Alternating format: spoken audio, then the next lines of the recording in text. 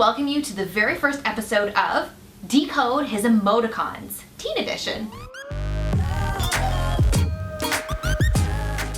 As a relationship therapist, I've witnessed the connection between the things we say to a person and the way we feel towards them. So whether that's by text, through email, or in person, what someone says to us and the way they say it actually can be interpreted. Emoticons are now part of almost every conversation, and let's be real, we all take time and effort to decide which ones to include to convey that perfect message. So what does it mean when he sends you pictures of cute animals, a winky face, a flower, or a piece of pizza? Well, today I'm going to decode some of the most popular emoticons to shed some light on how he might be feeling towards you.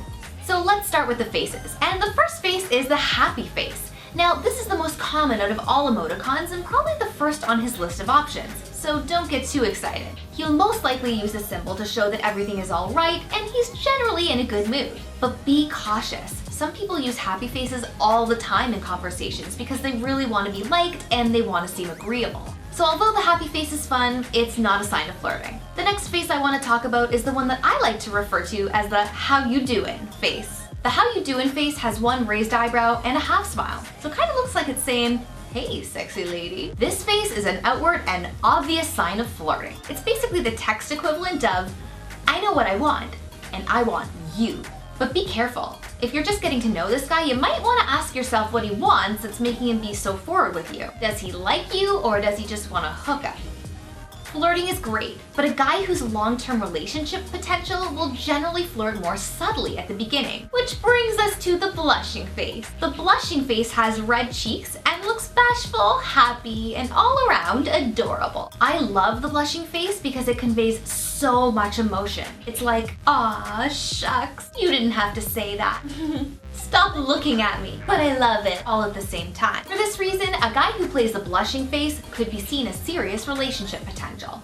Next, we're moving away from faces and into gifts like a ring, a crown, a dress, a purse, or lipstick. My interpretation of this one is that he wants to pamper you. And if he's thoughtful and mindful of giving you gifts via text and knowing what you like, he's probably going to be really good at giving gifts in real life. Just be careful that he isn't the big spender type that we talked about in my 6 Guys to Avoid video.